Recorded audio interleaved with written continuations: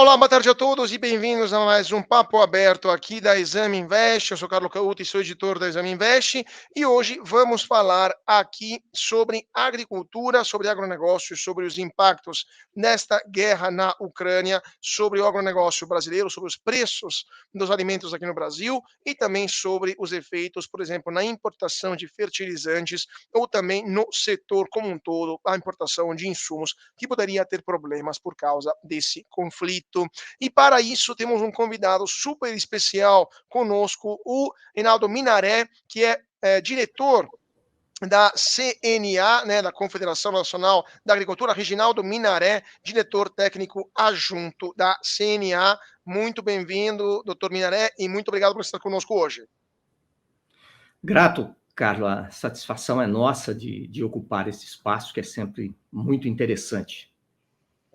Doutor, então vamos lá, vamos conversar, vamos iniciando o nosso papo sobre os efeitos dessa guerra sobre o agronegócio brasileiro. Evidentemente, o tema são fertilizantes. O Brasil hoje importa 85% de seus fertilizantes, se não me engano, um terço disso vem de Bielorrússia ou de Rússia, e um eventual bloqueio dessas importações, seja por causa de sanções internacionais ou também pela própria impossibilidade da Rússia, impossibilidade física de exportar. Vimos a Bielorrússia, por exemplo, que não consegue mais escoar os seus fertilizantes pelos portos da Lituânia, poderia criar problemas sérios para o agronegócio brasileiro. Qual que é a visão de vocês aí na CNA sobre essa potencial ameaça, diria, à continuação das atividades do agronegócio brasileiro? Bem, é com preocupação, não só nós, como praticamente o mundo todo que depende de fertilizantes para a agricultura, tem diante do cenário posto, né? Nós esperamos que, efetivamente, essa situação do conflito se resolva via, né, acordos diplomáticos aí, que esta guerra tenha final breve, né, antes de efetivamente criar um transtorno para a agricultura mundial. No caso dessa guerra especificamente, ela preocupa muito porque ela acontece numa região que é, primeiro, uma grande produtora de grãos, e segundo, que é uma grande produtora e exportadora também de fertilizantes. Então, esses dois pontos realmente criam uma preocupação muito grande, não só pela falta, a potencial falta de fertilizantes, que um agravamento dessa situação pode gerar, como também a falta de produção agrícola suficiente para a população mundial. Então, são dois pontos relevantes que esta guerra, neste local, nos coloca. Pois é, o Brasil, doutor, ele não somente um grande produtor agrícola por si só, mas ele é fornecedor de alimentos por, se não me engano, 20% da população mundial, né? É um grande exportador e, de fato, se o agronegócio brasileiro parar, o agronegócio é o motor da economia brasileira nos últimos 20, 30 anos, está sendo o motor, né? O único setor que cresce de forma constante. O Brasil para, mas o mundo também passa fome. Então, como que o agronegócio brasileiro está pensando em substituir, eventualmente, essas importações que possam vir a ser interrompidas da Rússia, da Bielorrússia? Tem alguma forma alternativa para fazer frente à eventual falta de fertilizantes? Olha, não é um produto que você tem possibilidade de substituí-lo de forma célere, né? Depende da capacidade de produção dos países produtores, né? Nem todos os países produzem os seus insumos, exemplo é o Brasil. Agora, o que nós temos feito e procurado, né, fazer é chamar a atenção dos governos, de uma forma em geral, o cuidado necessário com as sanções, né? Não é razoável colocar impedimentos no comércio de fertilizantes e muito menos de alimentos, né? Então, por mais que se tenha essa disputa, né, que levou a uma guerra, e quando chega a isso é falta realmente de entendimentos diplomáticos, né, esperamos que as sanções não atinjam esses dois elementos, né, fertilizantes e alimentos. Porém, se isso ocorrer, se realmente tivermos uma situação de menor fornecimento por parte da Rússia, especialmente, e de Belarus, é fazer o que já se está fazendo, né? Procurar fazer essa diplomacia de comércio, né? Dessa diplomacia junto aos países e às empresas, né, fornecedoras, para que aumente a cota de exportação para o Brasil, que depende muito de fertilizantes, né? Esse é um ponto que a gente precisa manter, e isso tem que acontecer realmente neste semestre, porque no semestre seguinte, por volta de outubro, já precisa do adubo no campo, né? Então, isso é uma situação que precisa ter cuidados diários, né? Encaminhamentos diários. Agora, existem alternativas viáveis, por exemplo, o Canadá ou o Irã, ou outros países que possam fornecer esses substitutos aos fertilizantes vindo da Rússia, da Belarus? Existem alternativas viáveis também no sentido econômico, porque os fertilizantes vindo do Canadá são mais caros também, né? São quase 2,5 vezes mais caros do que aqueles feitos na Rússia, se não me engano. Olha, a alternativa vai depender da gravidade que caminhar essa guerra, né? Se realmente existir uma incapacidade da Rússia exportar a totalidade que ela anualmente exporta, realmente teremos dificuldade para substituir, né? O volume de fertilizantes que vários países compram da Rússia é bastante grande, principalmente Ásia, né, África e o Brasil. Temos uma condição de ter esse fertilizante. Agora, isso vai depender dos entendimentos entre os países, entre as grandes indústrias, né, fornecedoras, para fazer essa divisão, né, e evitar que os países procurem fazer estoques além do devido, né? Então, temos que ter toda essa discussão, primeiro, para garantir que a capacidade instalada seja de fato utilizada em todos os países e chamar a atenção para que os países adquiram aquilo que efetivamente é necessário. Porque se todos, nesse momento, começar a querer fazer estoque, aí a situação realmente é de estrangulamento e não teremos fornecedores suficientes. Claro, claro. Qual que é o setor da agricultura, do agronegócio, que poderia sofrer mais em caso de carência, em caso de ausência de fertilizantes? A soja, o milho, outros setores? Quais são as colheitas, né, que vão ser mais afetadas por causa de uma eventual falta do insumo? Olha, de uma forma geral, toda a safra fica comprometida, se não no todo, pelo menos em parte, né? A ausência de fertilizantes é ruim para todas as culturas, né? E temos uma peculiaridade, por exemplo, na questão do potássio, né? Que é um fertilizante extremamente importante para a agricultura, e esse sim temos uma dificuldade maior de encontrá-lo disponível no mercado.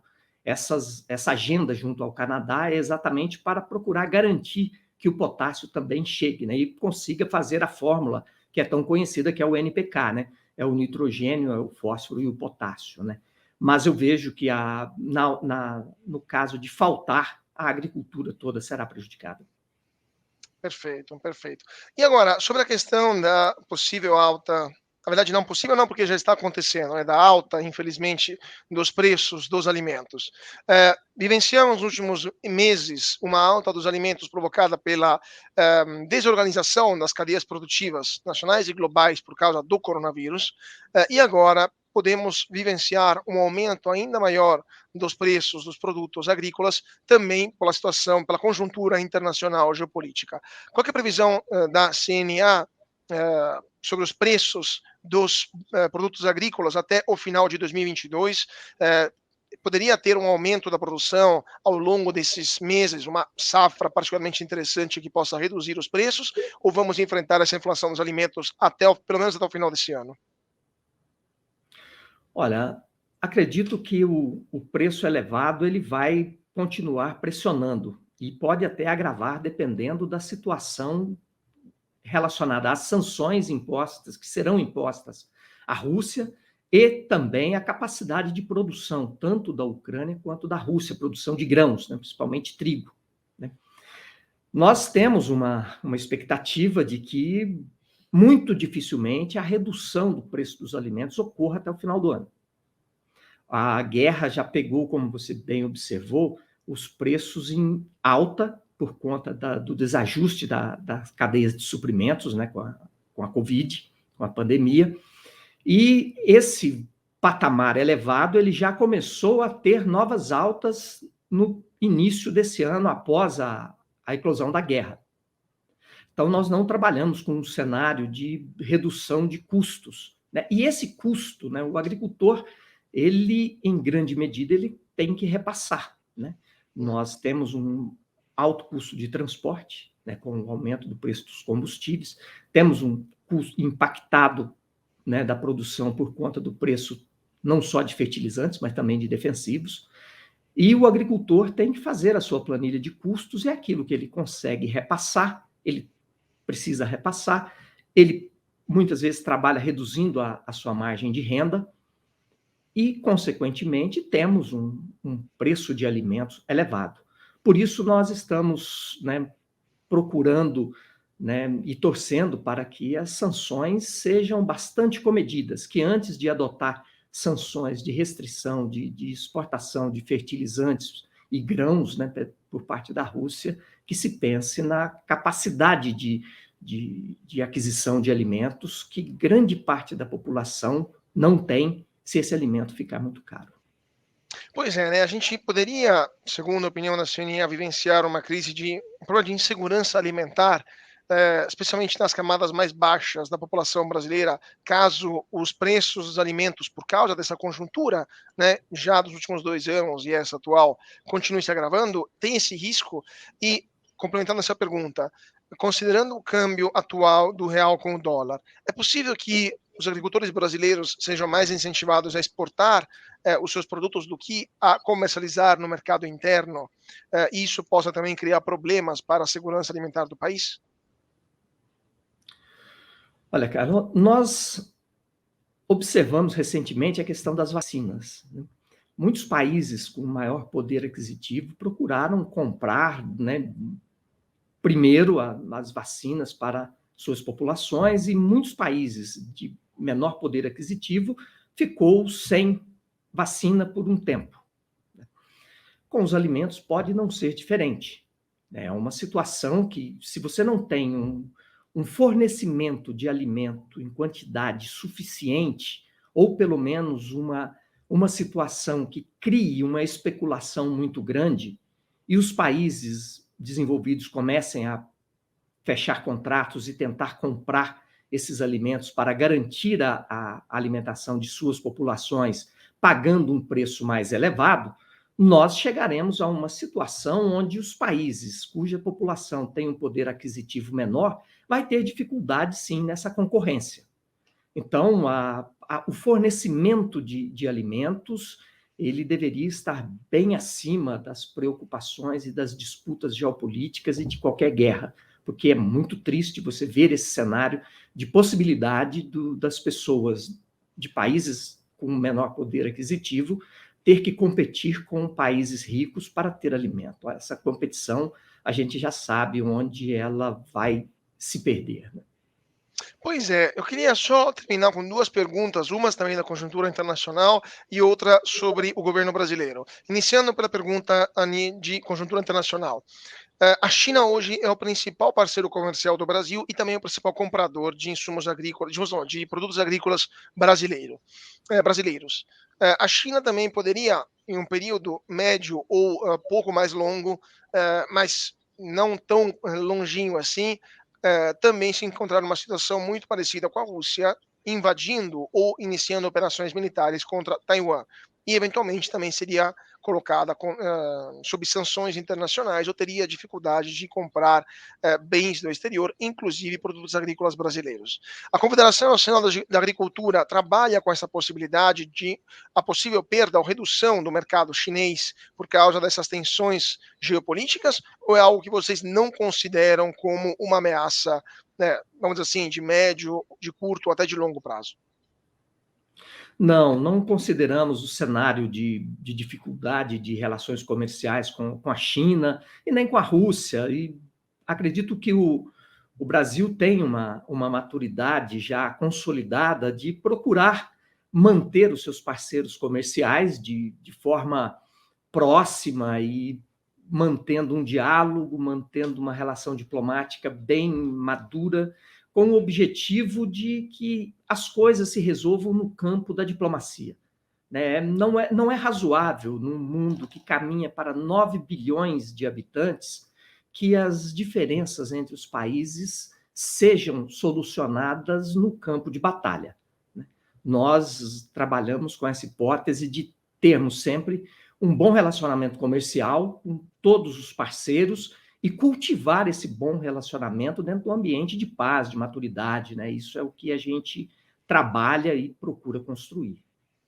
E agora, sobre a questão do governo brasileiro, como a CNA avalia a atuação do governo brasileiro, seja em termos de gestão diplomática dessa crise, mas também a atuação da ministra Tereza Cristina, né, em relação à tentativa de encontrar alternativas para os insumos, né, de fertilizantes do exterior, vindos do exterior. A ministra viajou para o Irã, viajou para o Canadá, está realizando negociações com outros fornecedores. Qual que é a percepção entre os membros da Confederação Nacional da Agricultura sobre a atuação do governo federal em termos diplomáticos e em termos, vamos assim, mais comerciais próprios da agricultura? Olha, nós entendemos que a manutenção dos canais de comércio, a manutenção da relação comercial, ela é primordial, né? E isso está sendo feito. Então, estamos satisfeitos com o desempenho de postura, né, que está se tendo nesse momento, e nós observamos que não é diferente a postura do Brasil diante de seus parceiros, por exemplo, do BRICS, né? África do Sul, Índia, China, né? A Rússia agora está envolvida na guerra, tudo é uma situação diferente. Mas nós temos essa convicção de que procurar manter os canais diplomáticos, manter as relações comerciais, principalmente no que diz respeito à garantia de fluxo e produção de alimentos, é o caminho mais sensato e o caminho que se deve seguir. A fome num universo de bilhões de habitantes é um convite ao caos, né? E isso nós esperamos que não aconteça. Vamos ver então como essa situação vai se desenrolar e o que vai acontecer nas próximas semanas e meses. Eu queria agradecer muitíssimo o diretor da Confederação Nacional da Agricultura, Reginaldo Minaré, por ter estado conosco hoje aqui no Papo Aberto. Muito obrigado, Reginaldo, foi um prazer tê-lo conosco. Grato, parabéns pelo trabalho. Muito obrigado e muito obrigado a vocês que estão seguindo a gente aqui na Exame Invest. Sigam a gente nas redes sociais, no Twitter, no Facebook, no Instagram, aqui no YouTube. Se inscreva no canal, deixa o seu comentário, compartilha esse vídeo e também sigam a gente no nosso site exame.com. Mais uma vez, muito obrigado a todos pela atenção e até mais.